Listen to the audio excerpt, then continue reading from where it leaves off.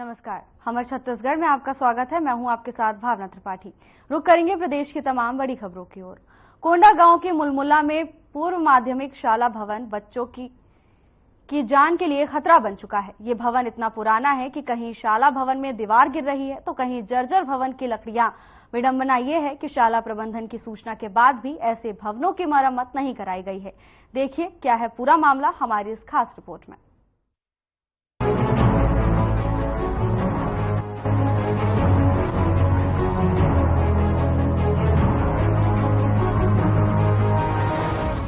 बदहाली के चलते छोटे छोटे बच्चे मौत के साए में जीने को मजबूर हैं। प्रशासन से लाख शिकायत करने के बाद भी कोई सुनने को तैयार नहीं। शायद हर बार की तरह ही जब तक कोई हादसा ना हो जाए सिस्टम आंखें मूंदे बैठा रहता है। पूरा मामला कोंडा गांव के मुलमुला का है, जहां एक पूर्व माध्यमिक शाला भवन की हालत जर्जर है, लेकिन इसके बावजूद भी बच्चे यहाँ पढ़ने आते हैं। भवन की हालत इतनी खस्ता है कि कब गिर जाए कुछ कहा नहीं जा सकता, लेकिन मजबूर मासूम बच्चे डर के साए में भवन में आने को मजबूर हैं। ये हालात तब हैं जब ग्राम पंचायत मुलमुला जिला मुख्यालय से महज 18 किलोमीटर की दूरी पर है। जानकारी के मुताबिक पूर्व माध्यमिक शाला भवन वर्षों पुराना बना हुआ है, जो कि खंडर में तब्दील हो चुका है। माध्यमिक शाला भवन के खस्ता हालात का हर खबर की टीम ने जायजा लिया।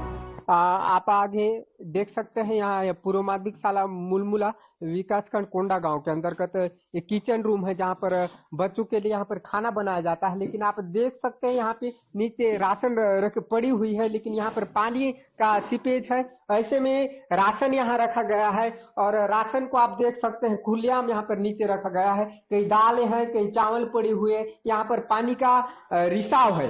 पानी का रिसाव आप देख सकते हैं। तो राशन दाल में चाल में अगर बच्चे इस पर खाते हैं तो उन पर कितना सेहत पर असर प्रभाव।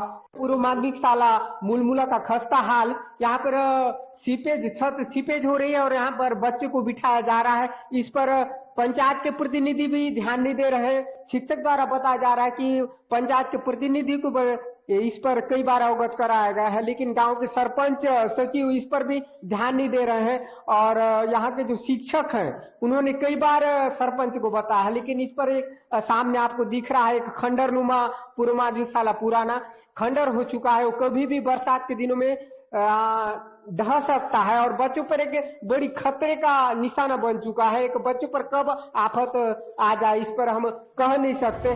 विडंबना ये है कि शाला प्रबंधन की सूचना के बाद भी ऐसे भवनों की ओर ध्यान नहीं दिया जा रहा। मानो प्रशासन इस इंतजार में बैठा हो कि पहले कोई घटना घट जाए, उसके बाद कोई एक्शन लिया जाए। वहीं दूसरी ओर इस बरसात के मौसम में बच्चे मौत के साए में स्कूल आ रहे हैं। सूचना के बावजूद भी इस तरह के पुराने भवनों की मरम्मत न करवाना सिस्टम का गैर जिम्मेदाराना रवैया दिखाता है।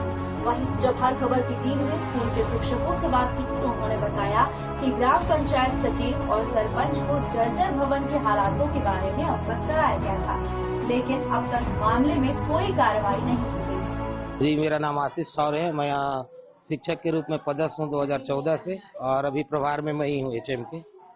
सर, जो आपके स्कूल में पूर्व माध्यमिक शाला पुराना जो बिल्डिंग नुमा है खंडर में तब्दील हो चुका है, जी, इस पर क्या कहेंगे? ये काफी दिनों से मैं उच्च अधिकारियों आपके SMC से ग्राम के सभी जितने भी हमारे सरपंच हैं, उप सरपंच, इनको मैं सूचित किया कि हमारा स्कूल का भवन पूरी तरह से जर्जर हो चुका है और शासन की ओर से इसको डिसमेंटल भी घोषित कर दिया जाए।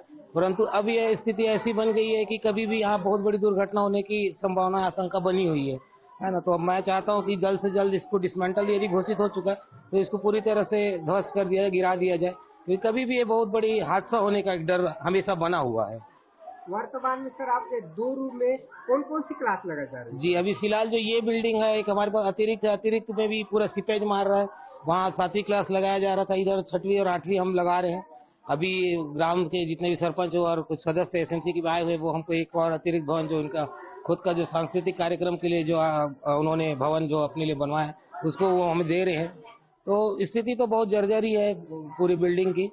वर्तमान में सर यहाँ पे बच्चों की संख्या कितनी है? अभी फिलहाल हमारे यहाँ 69 बच्चे हैं, दर्ज संख्या हमारे यहाँ 69 है। वर्तमान में सर एक क्लास में 6वीं और 7वीं, तो 8वीं का क्लास कहाँ है? 6वीं 7वीं यही लग रहा है। 8वीं क्लास ये जो हमारा अतिरिक्त भवन जो इस ओर दिख रहा है यहाँ पे लगाया जा रहा हमने है। अतिरिक्त कक्षा का भी जायजा लिया है, जी। तो वो भी जर्जर हालत में है, जी तो जी बच्चे जी, वहाँ पे पानी सीपेज हो रहा है पूरा वहाँ। जी सही है, तो सर अत्यधिक बारिश। खंडार हुआ है, बच्चे हमेशा आना जाना करते जी जी हैं, जी, तो इस पर कभी भी बड़ा हादसा हो। जी बिल्कुल, मैं इस चीज के लिए बिल्कुल मानता हूँ कि यहाँ पे कभी भी बड़ा हादसा हो सकता है। पानी बरसात का मौसम है, बिल्डिंग और से और जर्जर होती जा रही है।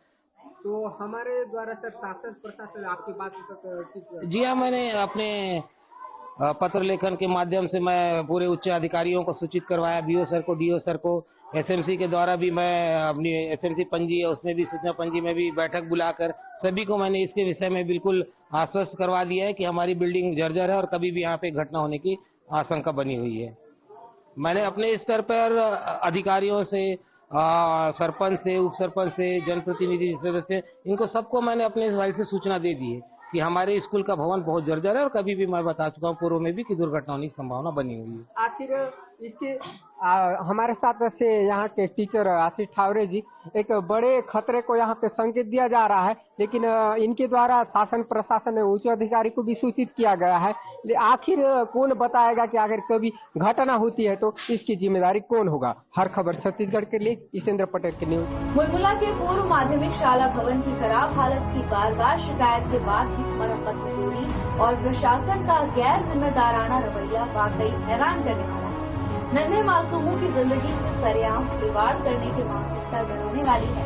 क्या सिस्टम का किसी बड़े हादसे के होने का इंतजार जारी रहेगा या सिस्टम में बैठे लोगों की नींद खुलेगी? और सबसे बड़ा सवाल तो ये है कि आखिर कब तक मजबूर और कमजोर लोग भ्रष्ट सिस्टम के साए में डर के रहने को मजबूर होंगे। Bureau report.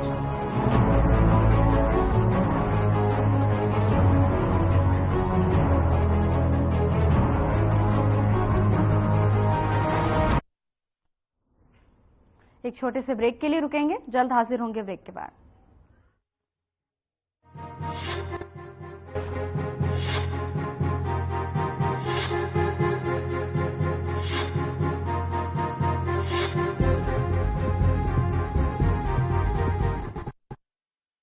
बस्तर, जिसे पूरी दुनिया अब तक नक्सलवाद और हिंसा के नाम से जानती थी, वो बस्तर अब विकास, विश्वास और सुरक्षा बलों की शौर्य कथाओं से पहचानी जा रही है।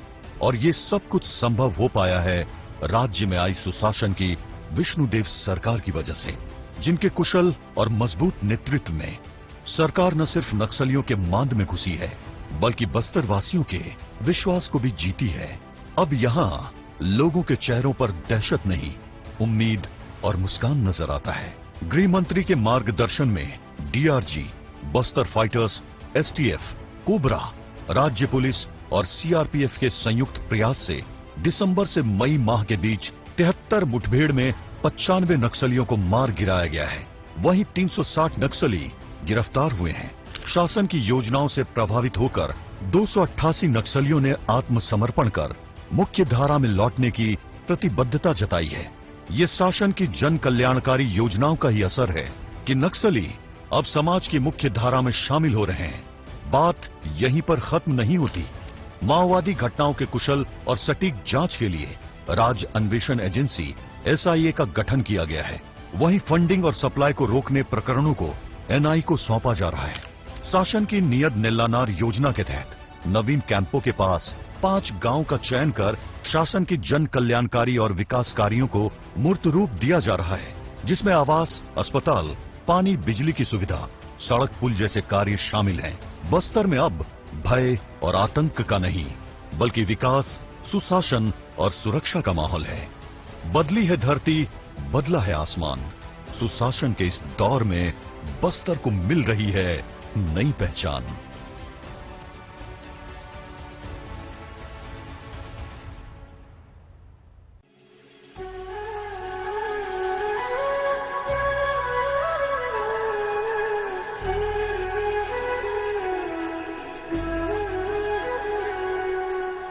सरकार की महती योजना, जिसके अंतर्गत अयोध्या ले जाकर भगवान रामलला के दर्शन कराना है, हम इसी उद्देश्य की पूर्ति के लिए रायपुर स्टेशन से रेल में बैठ करके अयोध्या प्रस्थान कर रहे हैं।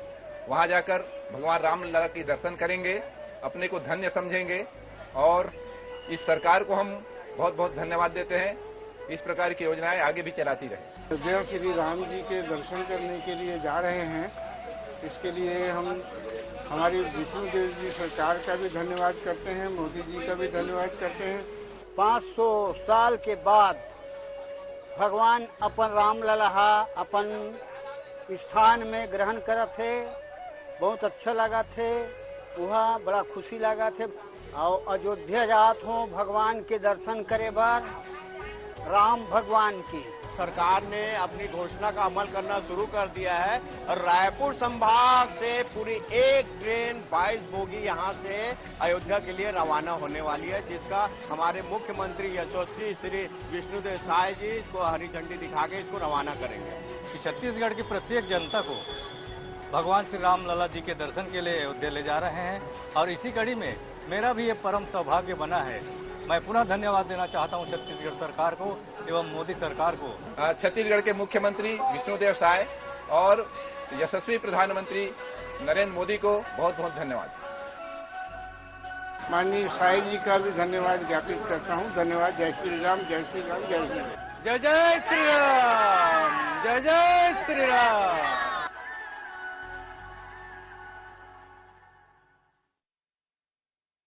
निराशा और उदासी की लकीरें मिट चुकी हैं। भ्रष्टाचार और माफिया राज की तस्वीरें मिट चुकी हैं। छत्तीसगढ़ बढ़ चला है विकास और समृद्धि के एक सुनहरे सफर पर। सुशासन जहां मिलेगा हर मोड़, हर डगर पर। त्वरित फैसले और जनहितैषी नीतियों से छत्तीसगढ़ अपना सुनहरा भविष्य गढ़ रहा है। 5 महीने के अल्प समय में ही मुख्यमंत्री श्री विष्णुदेव साय के नेतृत्व में राज्य सरकार के साहसिक और त्वरित निर्णय ने गारंटी पूरी होने की मोदी की गारंटी पर अपना मुहर लगाया है, जिनमें प्रमुख है 25 दिसंबर सुशासन दिवस के दिन 13 लाख किसानों को धान के बकाया बोनस 3,716 करोड़ रुपए का किया गया भुगतान। किसानों को मजबूत करने के उद्देश्य से राज्य में कृषक उन्नति योजना की शुरुआत, जिसके तहत राज्य के किसानों से 3100 रुपए में प्रति क्विंटल के हिसाब से 144.92 लाख मीट्रिक टन धान खरीदी का रिकॉर्ड कायम हुआ। प्रधानमंत्री आवास योजना के अब तक रुके हुए 18 लाख मकानों के निर्माण का फैसला किया गया, जिसके लिए बजट में 8,369 करोड़ का प्रावधान किया गया। तेंदुपत्ता संग्राहकों का पारिश्रमिक 4,400 से बढ़ाकर 5,500। राज्य की महिलाओं को महतारी वंदन योजना की सौगात। प्रदेश के नागरिकों को निशुल्क अयोध्या राम मंदिर का दर्शन कराने श्री रामलला दर्शन योजना की शुरुआत। पीएससी परीक्षा घोटाले की जांच सीबीआई से कराने का ऐतिहासिक निर्णय। पुलिस समेत सभी शासकीय भर्तियों में 5 साल आयु सीमा की छूट। ऐसे कई फैसले हैं जिनसे सुनहरे भविष्य की न सिर्फ उम्मीद जगी है, बल्कि समृद्ध और विकसित छत्तीसगढ़ का एक सशक्त मार्ग तैयार हुआ है। मोदी की गारंटी और विष्णु का सुशासन विकास और प्रगति की यात्रा से जुड़ने तैयार है प्रदेश के जन जन।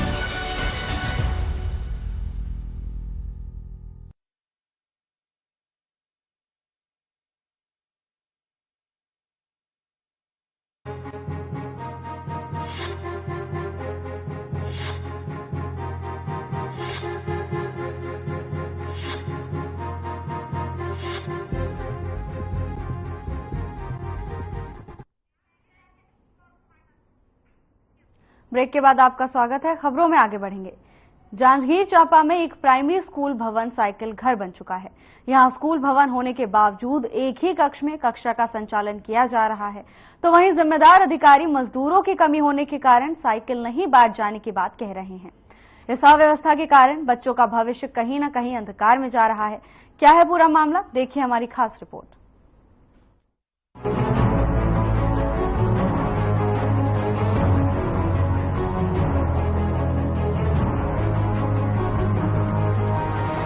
जांजगीर चांपा के नवागढ़ ब्लॉक में संचालित प्राइमरी स्कूल में पर्याप्त बच्चों और शिक्षकों के बावजूद यहां की व्यवस्था चरमराई हुई है। स्कूल में अतिरिक्त कमरों के अलावा स्कूल के अपने अलग भवन है और एक पुराना भवन भी है। इतनी व्यवस्था होने के बावजूद यहां अतिरिक्त कमरों में ही कक्षा संचालित होती है। बाकी कक्षा में साइकिल के स्पेयर पार्ट और सरस्वती साइकिल योजना के तहत मिडिल स्कूल की छात्राओं को बंटने वाली साइकिल बनती है। यहाँ मरम्मत का काम उच्च अधिकारियों के मौखिक आदेश के अनुसार चलता है। समस्या को संभाल रखते हैं, व्यवस्था बना के रखते हैं तो है ऐसे। और 15 दिन से तो ऊपर हो गया। क्या काम चल रहा है? ऐसी स्थिति तो पूरा ब्लॉक भर में हर स्कूल में देखते हैं। 9वीं 10वीं वालों को देते हैं। ठीक है, कैसे हम कब से 15 दिन तो हो गया। पहले भी तो यहाँ रखा था पीछे साल यहाँ खाली हो गया, ऐसा करके एक तो बिल्डिंग खाली है, तो इसके चक्कर में 2-3 तो बिल्डिंग चला व्यवस्था बना करके हम लोग चलाते हैं, व्यवस्था मानना पड़ता है। ठीक है, व्यवस्थित है। अभी कैसा क्लासरूम है पूरा बिल्डिंग है। कितना स्ट्रेंथ है? 14 है। टोटल कितना है? टोटल 95 है। तो 95 बच्चों के बैठने की व्यवस्था है? अभी आए हैं तो शुरू है। बच्चे कई जगह तो टीसी लेके आ रहे हैं, तो टीसी जा रहे हैं कई प्रकार से। कल ही बच्चों को दिया था 1-2 जगह को टीसी, अभी भी आ रहे हैं। बैठने की व्यवस्था बना लिए हैं, व्यवस्था बना ली है। अभी कितने का कस्ट में है? बिल्डिंग पूरा। साइकिल कितने का? 3 तो बिल्डिंग। तो आदेश ऐसा है इसका कि यहाँ पर करवाना है? उच्च अधिकारी लोग भेजते हैं, मोबाइल कहते हैं, आदेश खोला दें। मौखिक आदेश में लिखित आदेश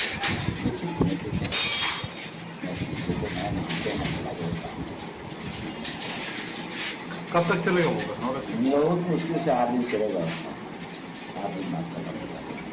उसका रिजल्ट बैठाएंगे बच्चे? हाँ, पूरा सही करा कर पाएंगे बच्चों को, एक क्लास में एक बच्चों को, बल्कि यहाँ शिक्षक बहुत कम होता है।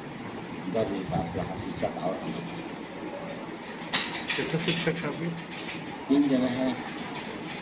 और शासकीय काम कई तो लगा रहता है सर, जैसे उल्लास है, पता नहीं क्या क्या आते रहता है, जैसे आता है उसके हिसाब से। अभी गुरु जी गए हैं तो आवेदन भी करके गए हैं, और लगता है उनको शैक्षिक कैलेंडर मेरे को चाहिए सर, मगर जाओ पता करो तो उसी किस्म की चीज़ें हैं। अब शैक्षिक कैलेंडर के हिसाब से फिर बोलने से आएगा तो हम लोग खुद तैयारी करेंगे, सिलेबस वगैरह बनवाएंगे। अभी सिलेबस नहीं बना? शुरू हो गया है, लेकिन उसको कन्फर्म होना चाहिए ना सर, तो कन्फर्म के लिए शैक्षिक कैलेंडर जरूरी है। अभी नहीं आया आप लोगों के पास शैक्षिक? हम लोग पास नहीं आए, लेकिन हो गया लेकर के आ जाओ। राजा भाटा के प्राइमरी स्कूल की इस अव्यवस्था के विषय में जिला शिक्षा अधिकारी भी जानते हैं, लेकिन किसी ने कोई आपत्ति नहीं जताई। डीईओ ने बताया कि गर्मी में सरस्वती साइकिल योजना के तहत आए साइकिल के पार्ट को अलग अलग कमरों में डंप करने के लिए स्कूल भवन दिया गया था, लेकिन कम मजदूर होने के कारण स्कूलों में बांटे जाने वाला साइकिल अब तक तैयार नहीं हुआ है और छात्राओं को साइकिल नहीं मिल पाई है। इसे शीघ्र पूरा करने के निर्देश दिए गए हैं। ऐसा नहीं है, लेकिन साइकिल वहाँ कुछ बचा हुआ है फिटिंग के लिए। लेबर की कमी के कारण कुछ देरी हुआ है और वर्तमान में जो है लेबरों की संख्या बढ़ा दी गई है और कुछ दिन में उसको मरम्मत करके वितरण करा दिया जाएगा। किसके आदेश के तहत वहाँ पर रखा गया है साइकिल? देखिए, हमारे 5 ब्लॉक में जैसे मांग के आधार पर साइकिल जिला प्रशासन मेरे ही द्वारा बोला गया है कि जहाँ उचित व्यवस्था हो फिटिंग विटिंग करने के लिए ऐसी जगह में साइकिल रखाया गया है। बीओ को मैं निर्देशित किया हूँ कि ऐसी जगह में रखवाइए जहाँ पर फिटिंग विटिंग करने की जो है स्थान पर्याप्त हो, तो बीओ के द्वारा ही वो स्थान चयन किया गया है। 3 कमरे में पूरा साइकिल को फिटिंग किया जा रहा है, बच्चे नहीं पढ़ रहे हैं, शादी दुर्घटना भी हो सकती है वहाँ पे, इसके लिए कौन वो जिम्मेदारी थी? नहीं, इसके लिए संस्था प्रमुख भी वहाँ हैं, हमारे बीओ हैं और साइकिल जो फिटिंग कर रहे हैं उन लोग भी इस पर ध्यान दे रहे हैं कि जल्द से जल्द जो है उसका फिट करके विद्यालयों में वितरित कर दिया जाए। राजा भाटा के प्राइमरी स्कूल में सारी व्यवस्था पर्याप्त होने के बावजूद भी अति पिछड़े वर्ग के बच्चे जाति प्रमाण पत्र से वंचित रह जाते हैं। ऐसे स्कूल में बच्चों की जिंदगी बनने के बजाय जिला शिक्षा अधिकारी खुद ही स्कूल भवन को साइकिल ठेकेदार को सौंप दिए और ठेकेदार को लाभ पहुंचाकर बच्चों के भविष्य के साथ खिलवाड़ कर रहे हैं। अब देखना ये होगा कि स्कूल का भवन बच्चों के भविष्य के लिए कब खाली किया जाता है। Bureau report.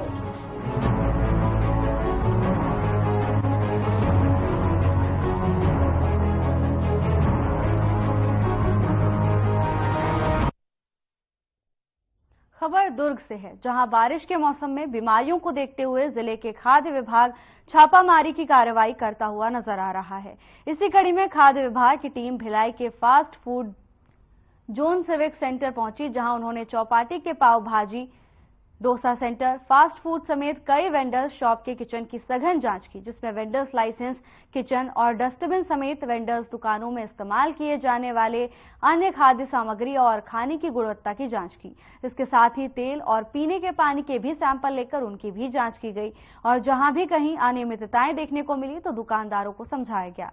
इस दौरान खाद्य विभाग की टीम के साथ दुर्ग के एसडीएम मुकेश रावते भी मौजूद रहे।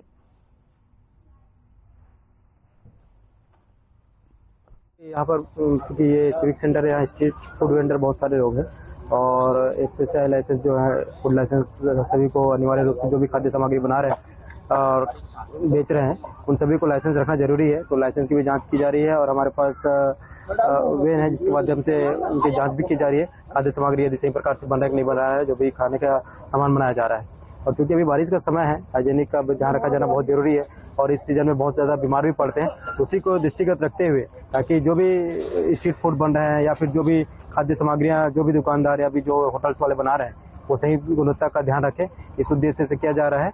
इसका उद्देश्य ये नहीं है कि किसी को दंडित करना है, इसका उद्देश्य ये है कि जो भी खाद्य सामग्री बनती है, जो भी खाने योग्य जो सामान बनाया जा रहा है वो स्वच्छता पूर्वक बनाया जाए और हाइजीन का ध्यान रखा जाए, स्वच्छता का ध्यान रखा जाए। किस प्रकार के क्या देखने को मिली? जनरली जी रहता ही है कि जैसे कि तेल है, एक तेल को कई बार इस्तेमाल किया जा रहा है तो उसका भी माप किया जा रहा है। हमारे पास मापक है, उसके माध्यम से नाप ली जा रही है। साथ ही जो भोजन पदार्थ है उसकी क्वालिटी की भी जांच की जा रही है। यदि मानक पे नहीं आ रहा है तो नोटिस भी दी जा रही है और साथ ही जिनके पास लाइसेंस नहीं है उनको चेतावनी दी जा रही है। यदि लाइसेंस रिन्यूअल नहीं होता है या नया लाइसेंस जारी नहीं करते हैं, जिनके पास लाइसेंस नहीं है तो दुकान बंद करने का आदेश दिया जा रहा है। सर, देखा गया है कि जैसे वो जो नॉन वेज और वेज एक साथ रखने की जानकारी सामने आ रही है।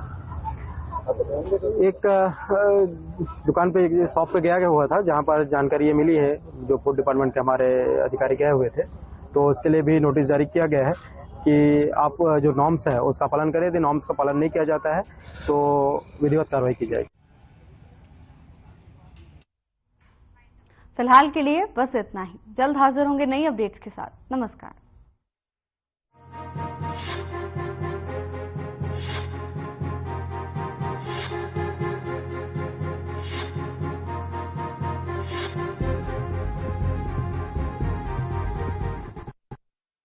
बस्तर, जिसे पूरी दुनिया अब तक